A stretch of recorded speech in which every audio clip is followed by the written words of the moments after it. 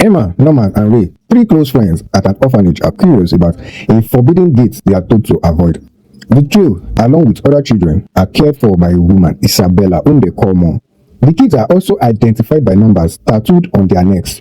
At age 11, they excel in tests, particularly Norman, who outsmarts others in strategy games like tag. Emma's athleticism gives Norma a tough challenge, but his wit prevails. One night, the younger orphan, Connie, is set to leave the orphanage. She forgets her beloved Bonnie, prompting Emma and Norma to chase after her to the gate. To their horror, they find Connie's lifeless body in the back of a truck. They witness grotesque demons handling her body and overhear them and Isabella referring to the orphanage as a farm that raises children as food. Terrified, the two hide under the truck, barely escaping detection before fleeing back to the house. Shaken, Norma convinces Emma they must escape before they, too, are sent to the demons. While Emma insists on saving all the other kids, Ray secretly overhears their plan. Meanwhile, the demons discover the forgotten Bonnie and Isabella realizes someone has learned the truth. The horrifying revelation then sets the stage for a desperate struggle to survive and escape the orphanage. The next morning, Emma wakes up from a nightmare about the demons. Struggling to ask Norma, she and Norma agree they must stay calm as Isabella likely found out the bunny but doesn't know who left it. Norma deduces that the older and smarter the kids are, the tastier their brains are, explaining why 12-year-olds are shipped out. Realizing they have 2 months until the next shipment, the pair begins planning their escape. In the woods, they discover a tall, smooth wall surrounding the compound, ruling out climbing. Their return is interrupted when a missing child, Nayla, is located by Isabella using her pocket watch, which they deduce is a tracking device for the children. Norma and Emma realize Isabella is their enemy, raising the stakes for their escape. That night, Norma reassures Emma they haven't been caught. When Isabella interrogates Emma, she narrowly avoids suspicion with Ray's timely interruption. Norma and Emma later steal tablecloths to prepare a makeshift rope, hiding them in a tree.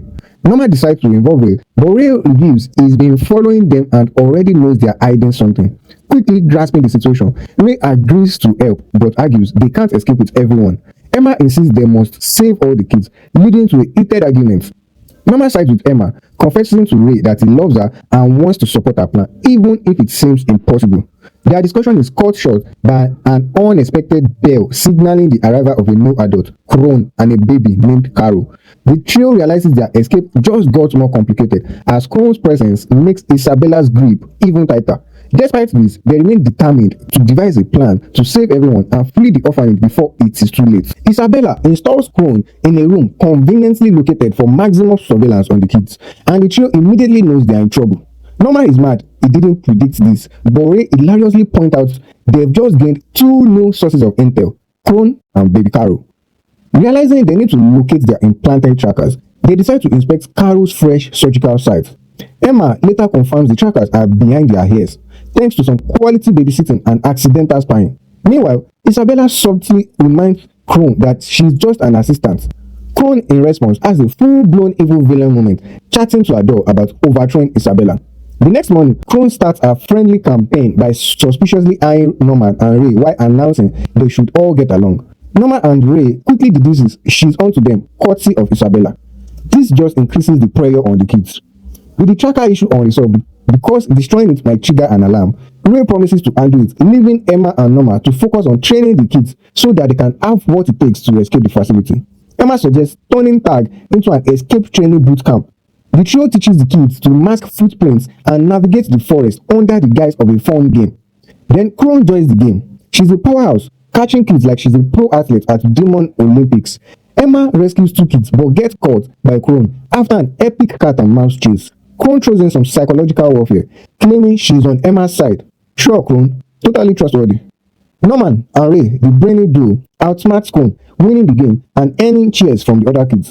Later, the trio realizes Isabella hasn't acted against them yet. The only explanation is that they possibly have a traitor in their midst. Isabella confronts Crone, warning her to quit the sabotage and keep being a good dog. If obedient, Crone might get promoted to murder. Furious, Crone storms back to her room, rips her dog's head off and vows revenge. What a drama queen. Meanwhile, Norman devises a team tag game to simulate their escape, splitting the kids into groups led by him, Emma, and Ray. He also decides it's time to loop Dawn and Gilda into their secret, despite Ray's suspicion one of them might be a spy. Norman, however, already has the trap ready. The tag game begins, and Ray hypes Phil as the MVP, hinting he might be a spy. Emma refuses to suspect anyone because she is too pure for this cruel world. Norman decides the escape will happen in 10 days, shocking Ray, but he insists it's better to act before Isabella suspects anything. Later, the trio tells Dawn and Gilda the truth while hiding some facts. Instead of revealing the kids are demon food, they lie about being sold. Dawn is skeptical, but Gilda believes Emma wouldn't lie about something so serious. Both agree to help. Afterward, Ray scolds Norman for lying, but Norman reveals his spy catching plan, telling Dawn the rope is under his bed, while telling Gilda that it's in the second floor bathroom ceiling. Whichever rope vanishes will reveal the traitor. That night, Gilda sneaks out to Cone's room but doesn't snitch, proving her loyalty. Meanwhile, someone slips a note to Isabella about the rope under Norman's bed. The next day, the trio checks the traps. The bed rope is gone. It's done, right? Nope. Norman turns to Ray and calls him out as the real traitor. Plot twist, Ray has been playing a double game all along. Ray acts confused as Norman reveals he set a trap for 3 people, including Ray.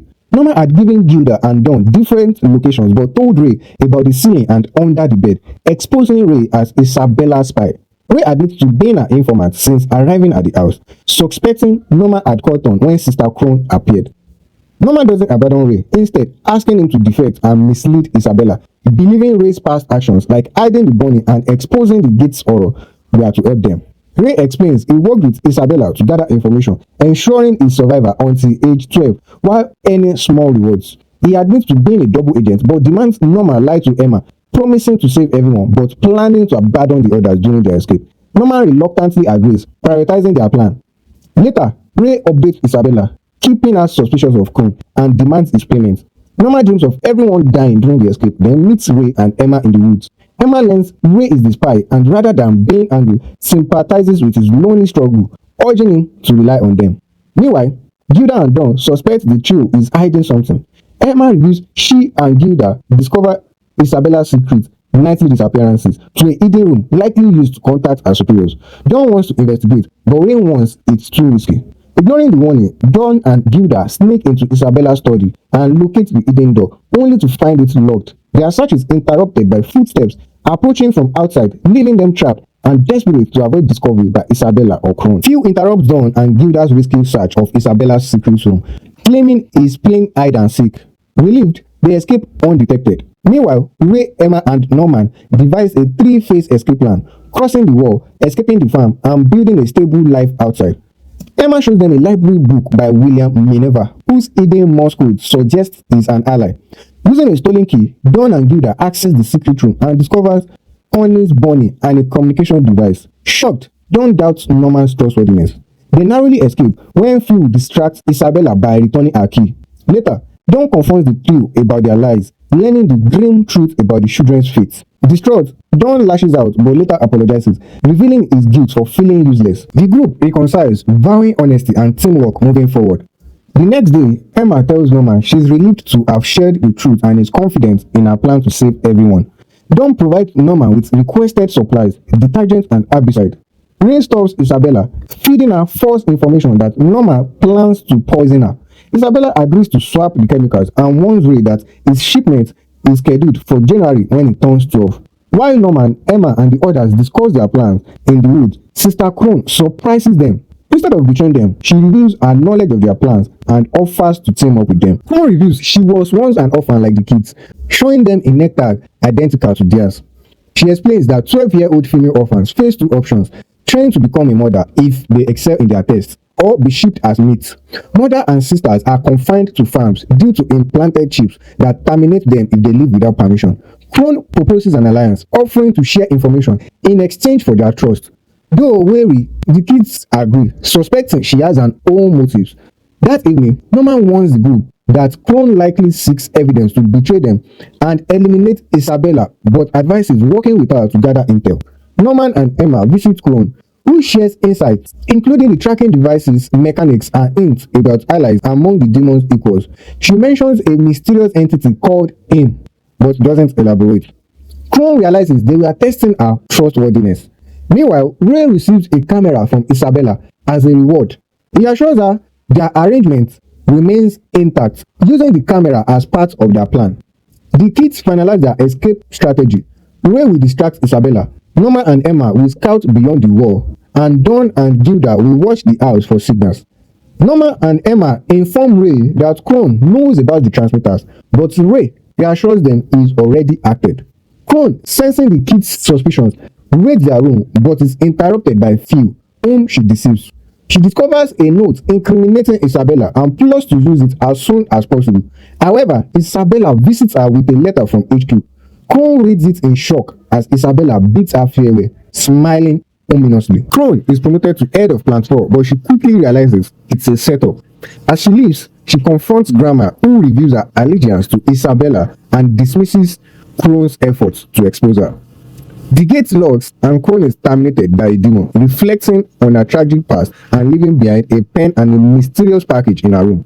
In her final moment, she wishes for the children's escape to stop the horrors of the farm. Meanwhile, Ray meets Isabella to proceed with their fake plan. Isabella informs him of Crone's demise, sending chills down Ray's spine. She reveals her knowledge of the children's escape plan, knocks Ray down, locks him in a room, and heads into the woods to confront Norman and Emma. Dawn rescues Ray, and Dawn and Gilda race to stop Isabella. In the forest, Norman and Emma are preparing to scale the wall when Isabella appears. She pleads with them to give up, claiming they've lived a fulfilling life and the outside world is full of despair. Emma rejects Isabella's twisted logic, declaring her right to choose her happiness. When Emma grabs Isabella to buy Norman time, Isabella retaliates by breaking Emma's leg, leaving Norma horrified. Ray, Dawn, and Gilda arrive as Isabella calmly tends to Emma's injury, explaining her actions are to preserve them for the prestigious beings they are destined for. Isabella carries Emma back to the house and delivers a chilling announcement. The children will be shipped out the next day, not in January, as she previously claimed. The group is left wailing, knowing their time is almost up. Just then, Isabella reveals that only Norman will be shipped out, shocking everyone. She assures them Emma's leg will heal in 2 months. Back at the house, Ray is determined to prevent Norman's departure and devises a plan. He tells Norma to fake an escape, disable his transmitter, and hide in the forest while they walk on a way for everyone to escape. Norman, however, refuses, fearing Isabella might retaliate by shipping Ray out instead. Desperate to save him, Ray and Emma suggest extreme measures like breaking Norman's leg to make him unviable for shipping, but Norman declines. Ray gives Norman a device he built to destroy the transmitter and explains his years of preparation. Ray also reveals that he retains memories from infancy, which help him uncover the truth about the house and the other farms. That evening, Isabella announces Norman's shipment to the house. Saddened, the kids spend their final moments with Norman, unaware of the grim reality. Ray, Dawn, and Gilda secretly prepare for his escape, while Norman discovers Crone's hidden package in his drawer. The next day, Norman appears to escape, reaching the wall and climbing to the top. However, he freezes when he sees a massive chasm on the other side, making escape impossible. That night, Isabella gathers the children and notices Norman's absence, but he soon returns, smiling. Ray angrily confronts Norma for abandoning their efforts, but Norman sadly explains the chasm's existence and the futility of escape. Norman reveals to Ray and Emma that the chasm beyond the wall is too deep to survive, but he believes the only escape is through the HQ, connected by a bridge. He sketches a map to show them his findings. When Isabella calls for him, Norman tells his friends that he's made his decision to leave and thanks them for everything. He leaves behind the transmitter killer, packs his string phone, and heads to the hall for his farewell. Emma tries to stop him by using his transmitter killer, but Norman dodges and urges her to respect his wishes. Before leaving, he passes the device back to her and tells her he loves her, but Isabella interrupts, signaling that it's time to go. As Norman walks out, he and Ray exchange a brief look. At the gates, Norman admits his bag is nearly empty, knowing he won't need it. He asks Isabella if she's happy, striking a chord with her, but she maintains composure. Norman expects to be taken by the demons, but Isabella leads him to another room and the same cuts. The next day, Emma and Ray are devastated. Emma tries to comfort Ray, but he's giving up and admits he no longer has the will to fight, sending Emma to the infirmary in tears. Isabella then visits Emma, urging her to give up and offering her a future as a mother in despair. Emma refuses, and Isabella leaves her to come to terms with her fate. As January 14th, Ray's birthday approaches, Ray sits alone, reminiscing about his time at the farm. Emma enters, and the two have not spoken in months. Ray asks if she has given up, to which Emma responds with a wicked smile, signaling she might still have a plan. Emma and Ray, both determined to escape, meet secretly to finalize their plan. Emma reveals that Isabella has been carefully monitoring her every move, which is why she stayed quiet until now.